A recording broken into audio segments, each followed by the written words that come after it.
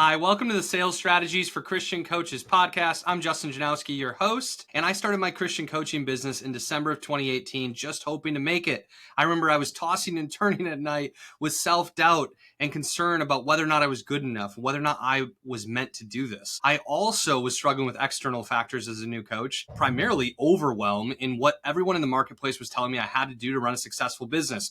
There were too many strategies, they were too complex, and they were too expensive. Fortunately, I had great mentorship, and God really led me to a simplified business strategy and plan around sales and marketing, the right offers and price points, and a high integrity sales skill set. And it made all the difference. I did over $250,000 in revenue my first year in business, far beyond what I could have imagined. And I've been helping other coaches do the same, build their dream businesses while honoring God and honoring their clients. That's what this podcast is all about. Thank you for joining us here. And what I want to talk about today is something I think is really important. And it's being direct in the sales call without being pushy. This is something that came up in a conversation with my sales team this morning. We were talking about how to lead clients to decision. We were talking about how to create relationships where we provide true leadership and direction without being pushy or shutting people down. And one of the things that came up in the conversation was that being short is being sharp. And so there was a conversation with one of my sales team members about a meeting that we had yesterday. And she was providing some feedback. And she said, we were rating the meeting 1 to 10. It was a level 10 meeting structure. And she said, I'm going to give it an 8 because we didn't end on time. And she felt bad about the comment. It wasn't directed towards me. And even if it was a reasonable and fair comment. But she felt bad about it because she felt like her delivery was too harsh.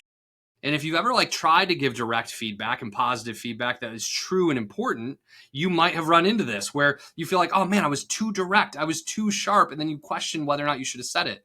And the truth is the feedback needed to be delivered, but it needed to be delivered differently. If we deliver the direct feedback in its shortest form, it's going to feel really sharp. And especially if we just stop after that short form feedback. So what I told her is she could say the same thing, but instead of saying, I'm going to give it an 8 because the meeting didn't end on time, she could dress it up a little bit by adding a little bit of time to her response. So she could instead say, I'm going to give it an 8 because we didn't end on time, but I really love the direction of the meeting as well. And I'm excited about what this can be. Just adding that additional phrasing at the end makes this sharp, pointed, harsh statement, the way it felt to her at least, feel so soft and loving and positive, but it still delivers the clear message that we should end the meeting on time. Now, this same sort of thing happens in sales conversations all the time. One of the things that we believe in at Faith to Influence is ending every single sales call with yes, no, or the next call booked. Really important. This sales strategy alone, by the way, if you're in sales, is going to make you tens of thousands of dollars or hundreds of thousands of dollars if you employ it over the course of a career, maybe even more than that for some of you.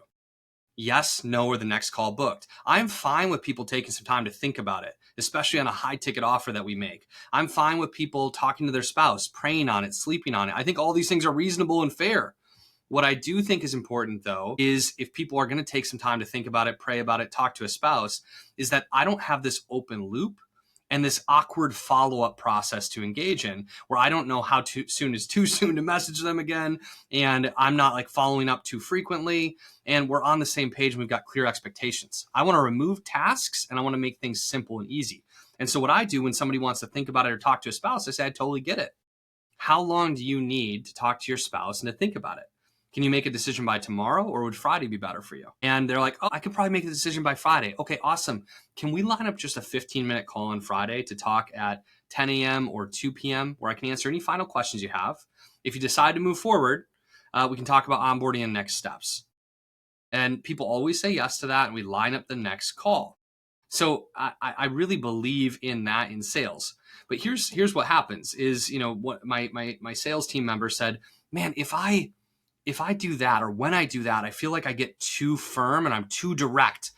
Because one of the things I talked about is I ask people, hey, can we agree to make a decision on that call? Or can we come in with a plan, a goal, an intention of making a decision on this next call? And so she said that when she says that to people, sometimes she thinks she's scaring them away because she's like, okay, we're going to make the decision on this next call. And it's like this clear, direct kind of firmness. Now, I want the same assertive language, but I want to spend a little bit more time.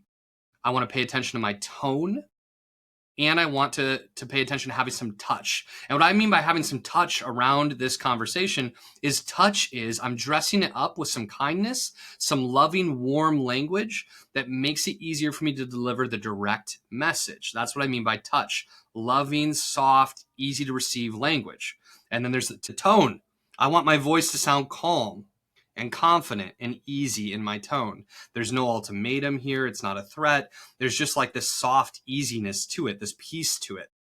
And then I want to spend a little bit more time. I don't want to just be direct in the single message. I want to spend a little bit more time saying what I'm trying to say so it can be received more easily. This is how we be direct without being pushy. So for me, instead of saying like, hey, we're going to make a decision on that call, or even just, can you make a decision on that call?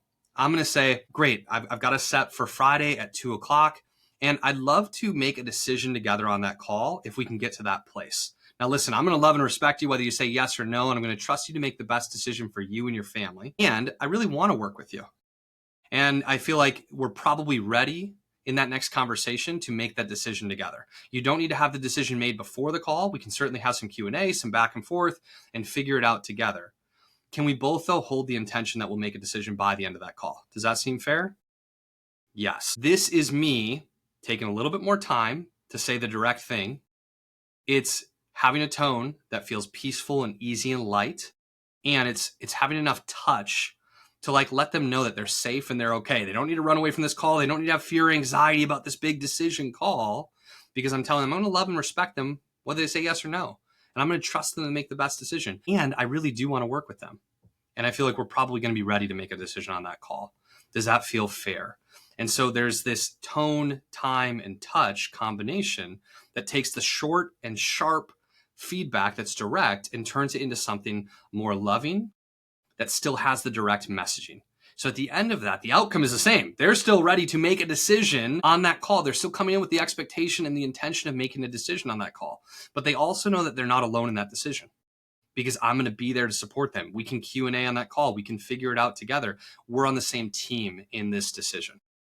I hope this is making sense and landing for you.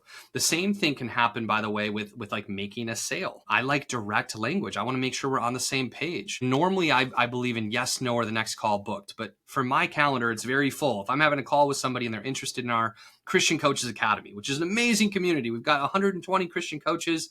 We do a prayer and networking call every week. We've actually got that coming up here in 20 minutes this week, where we get on Zoom together and we just support and love on each other. Library of 25 trainings, everything that people need to have success. It's a really cool community, a directory and a quarterly planning session. It's only $75 a month. We send people a gift in the mail the first month and spend most of the money just giving it right back to our clients. So to me, it's a no-brainer. It's an easier decision. It's not a $10,000 or $15,000 offer like we've made before. It's $75. And so because my calendar is full, I'm not always booking the next call if somebody needs to think about it or talk to a spouse on the $75 decision. That said, if you're a brand new coach, you should still yes, no, or next call booked. But for me, I'm going to use direct language. So last night I was talking to, or yesterday in the late afternoon, I was talking to a prospect, somebody who I really respect and love. I'm excited to work with him, and he's going to be a great client in our community. And I think there's more opportunity than this for us long term. But the decision yesterday was he going to join our Christian Coaches Academy, our CCA community? And we'd had a few conversations between him and our team, and there'd been a process that'd been going on for about a week or so. And so when we got to the end of the call yesterday, and he said he wanted to talk to his spouse, he wanted to think and pray on it, he wasn't ready to make the decision. At this point, I'm deciding that I'm not going to book another call. I want to work with him, and I want to invite him to work with me, and I want to be clear and direct so we have a great chance of him making a decision yes or no, rather than lingering on an open loop where a decision is never made. So the directness here is important. And I want to deliver it with tone, time, and touch. And so what I said to him was, okay, listen, this sounds great. I'd love for you to talk to your spouse and make the decision together. We've got our group call tomorrow morning. He's in Pacific time zone. So we've got our group call tomorrow morning at 8 a.m. Pacific time. If you decide that you want to be in the community and join us in CCA, I would love for you to make your decision tonight. First, I asked him, when are you going to talk to your spouse? He said, I'm going to talk to her tonight. I said, okay, great. If you'd like to join us and decide you want to move forward, I'd love for you to make your decision tonight and join us in CCA tomorrow. And I get notifications on my phone. I see when somebody joins the community and takes the next step. So if you do that tonight, I'm going to be excited. I'm going to be celebrating, and I'll really look forward to introducing you to everyone tomorrow. That said, if I don't see that come through tonight, I'm going to assume that it's probably just not the right time for you right now. And I'm not going to follow up. I'm just going to leave it in your court and trust you to make the best decision for you and your family. And either way is fine with me. Does that sound fair? And he said yes. And we moved forward from that call. And a couple hours later, boom, he joined the community. He joined CCA. He might be listening to this podcast. Thank you for allowing me this great story, this great opportunity to share, my friend. I'm glad to have you in our community. And what happened was, I'd imagine, is like in that simple conversation, I'm telling him that I'm giving him like kind of a simple deadline, which is, let's make a decision tonight. The order is going to come through and I'm going to introduce you to everyone tomorrow. Or if you don't buy tonight, I'm just going to assume it's not the right time. And I'm not going to schedule a follow-up because I'm going to trust you to make the best decision for you and your family. So it's kind of left open, but I'm closing it for myself and for him in basically saying, like, not that he couldn't come back in 2 days and buy. I'm not saying that. I'm not giving any false urgency or saying the price is going to change or the offer's closed. I'm just telling him that I'm closing my mind to it and assuming it's not the right time if he doesn't join tonight. If he's ready, let's move forward. But what I did was I delivered that direct message and gave kind of a deadline and got us on the same page and asked if he was okay with it and got agreement and consent to this kind of process. But I did it with tone and touch. So it felt light and easy rather than feeling pushy. I'm going to give it to you one more time, the rough language of what it was. It was something like, awesome, why don't you talk to your spouse? When can you talk to her? Tonight? Okay, great. We've got our group call tomorrow morning. And so if you decide you want to move forward in CCA, I would love for you to join tonight or tomorrow morning. I get a notification on my phone, so I know right away when somebody joins, and I'll be excited and celebrating because I'd love to work with you. I'd love to have you in our community. And if you don't join today or tomorrow, I'm just going to assume it's not the right time right now. And I'm going to trust you to make the best decision for you and your family. Does that sound okay? Yes? Great. Can you see how this is very warm? It's very easy. I'm making it actually okay for him to say yes or no, but I'm drawing a little bit of a line in the sand that a decision is going to be made. And inaction means no, and that's okay. And I love and respect him even if he says no. But a decision for yes is probably going to come tonight or tomorrow morning if that's the decision that's being made. And this calls somebody to a little bit greater degree of urgency. This is being direct and getting on the same page and setting expectations without being pushy. Notice I'm not short and sharp. Short and sharp would be, great, make a decision tonight or let's not work together. That's short and sharp. That doesn't feel very good. That's the wrong way to deliver the same thing. But if we use the proper tone, the proper amount of time, we extend the message a little bit. Instead of super short, we say a little bit more, and the little bit more is warm and loving. And we get the touch of that warm and loving language, telling them it's okay, creating safety. This is going to make it easy for people to move forward, take action, say yes, book the next call, all the different things that we're trying to do. And I think whenever we can be transparent and direct in sales and coaching and business with our team, we're going to have more success. The directness just needs to be delivered with the right time, the right tone, and the right touch so it can be more easily received. This is the challenge and the invitation for you.